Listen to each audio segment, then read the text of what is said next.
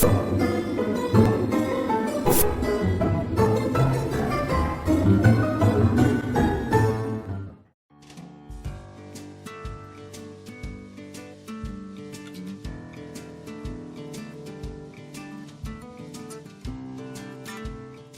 everybody, I'm Moody Boo, the Fragrant Nomad, and I am back with an out of sequence kind of a review because Kilian came out with a new one called Sunkissed Goddess, and I just went ahead and blind bought it. The notes sounded interesting, they sounded tropical, right up my alley, so I thought, sure thing, easy peasy chicken dinner. Wait, easy peasy... I always get these mixed. Lemon squeezy. I'm not a metaphor girl. I suck at them. But anyway, so I went ahead and blind bought Sunkissed Goddess. And the last several of Kilian's that I blind bought, I've loved. So, sorry, spider check. So I figured this one would be a shoe-in. Because listen to the notes and tell me if it doesn't sound like tropical summer perfection. So it's bergamot, neroli, ylang ylang, tiare flower, coconut, vanilla, labdanum, and gaiac wood. And I'm going off of Fragrantica. Every one of those is a favorite note of mine. Every one of them. I love them. So here's the issue. I don't love this. I really don't. I don't hate it, but it's kind of meh-ish. It's kind of, I've smelled that multiple times in the past, mostly in Hawaii, and here's why. Because this, if you took 2 parts of Kai perfume, you know, that heavy white floral tropical smelling perfume, and added 1 part of Neroli Portofino by Tom Ford, that is kind of the way I interpret this. I haven't smelled Kai, you know, in a year or two, and I haven't smelled Neroli Portofino in more than that. But as I recall them in my scent brain, that's what it reminds me of. 2 parts of Kai perfume, 1 part Neroli Portofino. Really disappointed. Kai is Kai. And Kai is kind of iconic over in Hawaii. A lot of people wear Kai when they go to the tropics. They sell them in a lot of hotels. They sell Kai and they won't sell any other perfume. So you smell it quite a bit when you're on the Big Island. And I like it. On some people it smells better than others, and I really like it, but it's just a bit too much for me. I'm not sure how close Kai notes are with Sunkissed Goddess, but I have a feeling they have a lot of similar ones. Hang on, let me check, just so I can verify that factoid. So I just looked on Kai's website, and it just says gardenia wrapped in white exotic florals. So, and I'm sure one of the exotic white florals is tiare. Sure of it. And with Kai, I don't really get any citruses. And that's why I say the Neroli Portofino is kind of 1 part as to 2 parts Kai. So it's really for me, bergamot, neroli, ylang ylang, and tiare flower. I don't really get any of the woods, even with the dry down. It does soften a bit as far as the sweetness goes. And it does smell like it gets a little grounded in the dry down, whereas the top parts, it's all heavy duty, white floral, and Neroli Portofino kind of an aroma. You don't really detect any labdanum and woody notes per se, as far as for myself. Like I said, it just, the sweetness kind of rounds out a little bit and reduces a touch, and then it becomes a little warmer, a little earthier. So I'm assuming that's the gaiac and the labdanum. And you know, most people say they smell a lot of coconut. I do not. It's so overpowered by the white florals, that the tiare and the ylang ylang and the neroli, that I don't detect much coconut with this at all. it's a like for me. This one, Sunkissed Goddess, is just a like. It's, I think, extremely feminine. So I don't think masculine personalities are going to be too into it. Yeah, this is way past too feminine for me. I'm not into it. I'm not into Kai either. And I can't stand Neroli Portofino. Mostly because it gets soapy on me. It gets really soapy and I don't like it. I've tried it multiple times. I want to like it. I love Neroli. I just hate it in Tom Ford's Neroli Portofino. And the Kai is just, I actually really love tuberose now. That's a new thing because I used to not care for it. But I'm still working on the gardenia. Yeah, it's just not my jam. It's very summery. It's going to be a lot of feminine personalities jam. Let me tell you, I bet you people are going to love this, especially in the warmer climates and warmer temperatures. I could see this being a hit in Hawaii if you could get your hands on it, other than on Oahu, because I think that's the only island that has any stores that sell any good niche kind of perfumes.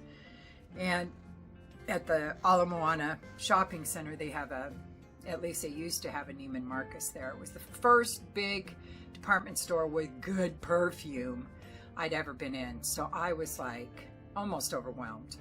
I think I did a little dance and everything because I was just so out of my mind. Oh my God, I'm here. You know, I don't have to go to Macy's or Nordstrom's. That's all my town has. Boring. Yawn. But I think up north in the cooler temperatures, I don't think it's going to be as popular. In my experience, we like a good sweet perfume here in the spring and summer, but it usually is more citrusy, a little more toned down kind of florals than these heavy white florals and ylang ylang that's in here. And again, ylang ylang and tiara flower are two of my favorite floral scents. I love them. It's just too much in this.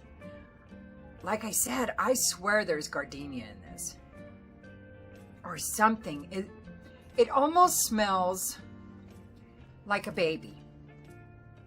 I know that sounds ridiculous, but this reminds me a little bit of that beautiful, sweet, kind of musky scent that newborns, you know, have, clean babies have.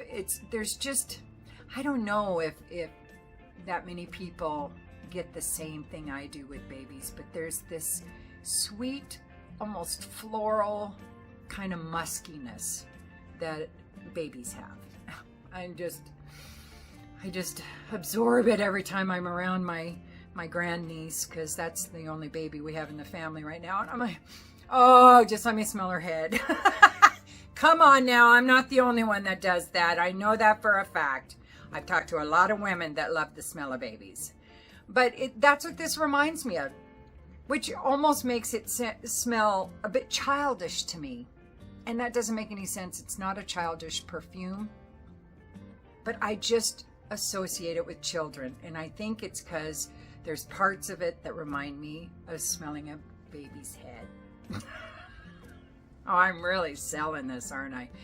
Well, I don't love it. I love the smell of a baby's head. I love the notes in here. I just don't like the combo in a perfume, expensive perfume, that I want to spray on my body and wear all day. And I'm sorry if I've done a crappy job reviewing this. I'm a little stunned, to be honest.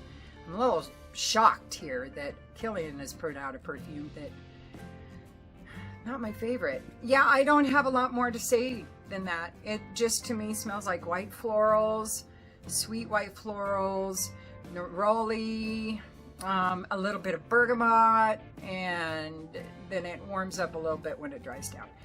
Now this I would only wear in the summer and the spring. Now my problem is with really sweet perfumes like this, It's kind of a crapshoot whether or not you'll have to experiment, whether or not it will be best in hot temperatures or if it's best left to more nighttime where it's cooler. Because it's not a scent that you couldn't wear during the day. You could wear it day or night. It's versatile in that regard. It's not versatile in the time of year that you could wear it, I don't think. Because it does, the performance is not, at first, it's one of those nose rockets where it just blasts you in the very beginning with 2-3 sprays. But then that lightens up a lot over the course of the next hour, to where, you know, it's your scent bubbles way out here, and then it pulls in, like I said, really quickly within that first hour. And then for me, it kind of stays about elbows length. You know, I have maybe 1.5 feet, you know, kind of a scent bubble around me. I haven't noticed a sillage with it, whether or not I shed any of it. And it lasts pretty good. It lasts 8 to 10 hours, but by the time it hits about hour 7 to 8, it's becoming a skin scent for me at that point. So it's just barely making past 8 hours, because I don't really do skin scents. I'm usually reapplying, or I'm reapplying, or I'm applying a different perfume by that point. So yeah, a little disappointed. Nice bottle. You know, Kilian's bottles are all about the same. They kind of remind me of apothecary bottles, you know, that you'd see stacked behind somebody in the Old West or something. Sprayer's okay. It does leave droplets. I don't know if you saw that, but a bunch of droplets dropped straight down, pretty big ones, and then the mist came straight out. So, you know, Kilian needs to up their sprayers quite a bit. Spendy fucking perfume. It's a Kilian, so there you go. I would not blind buy this. I would test it and see if it works for you or not, because it is not my cup of tea, and looking at the notes, I thought for sure it would be. I don't think this is a formal perfume. I guess you could wear it to, you know, fun festivities, things like that. You know, I wouldn't wear it to go out with big crowds or anything, because it's not going to compete well, I don't think. And again, let me emphasize, I like it. I just don't love it. But anybody that's watched my channel for a half a second knows that could change down the road. I always come and revisit the perfumes that I'm like, meh, or ugh, and then check them out later on, because life experiences happen, you know, chemical changes in my body, whatever. But I end up liking a few of the perfumes that I used to dislike. Now there's some that I still hate, will always hate, like Chanel No. 5. I wouldn't even spray that in my toilet to cover a turd, to be really honest with you. I can't stand it, but I love it on my mother because that's her favorite perfume and it reminds me of her.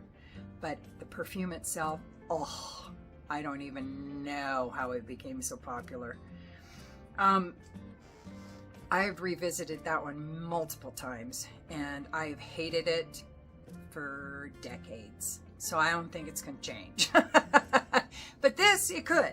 It absolutely could. So I will revisit this. You know, I'll put it away for 6 months, a year or something, and then I'll come back to it. And if my mind does change, you know that I'll always let you know, and I'll let you know why as best I can. So yeah, don't blind buy this one. Definitely test before you try before you buy, for sure. So I apologize if I'm very scatterbrained, but you get what you get. It's free anyway, so who gives a shit? Okay, so I'll be back with, I think the next one I'll be doing is probably going to be my top 5 Tonkas, because that's what you guys voted for in my poll. And then I just got a new poll up last weekend, I think it was. So I think we had a tie on that poll, and I'm not going to do both. So you guys need to get in there and vote and break that tie up, because yeah, I don't think I'm going to do both. I might just pick one if you guys don't. So I don't know. Who knows? I may change my mind and do them both, but I'd probably just put one of them on the next poll and see if you guys still want it as the next review. But yeah, I think I'm going to do my top 5 tonkas. This one's been hard too. These top 5s are really hard when you have 1,000 bottles of perfume.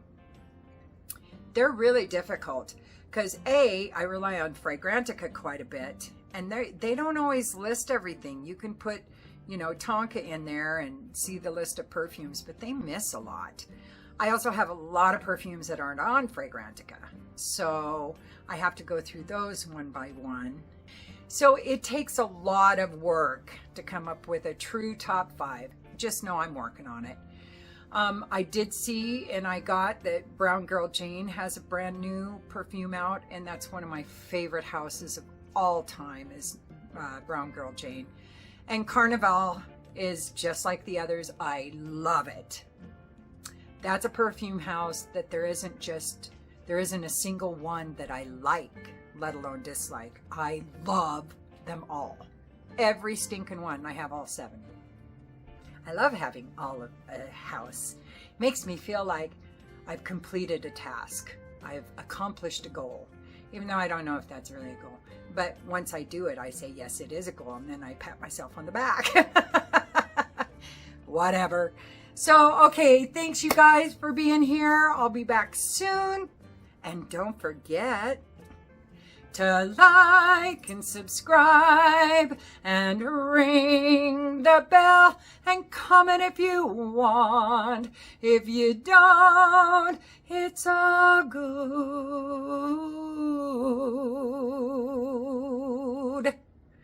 I still love you. And use your own nose. Bye.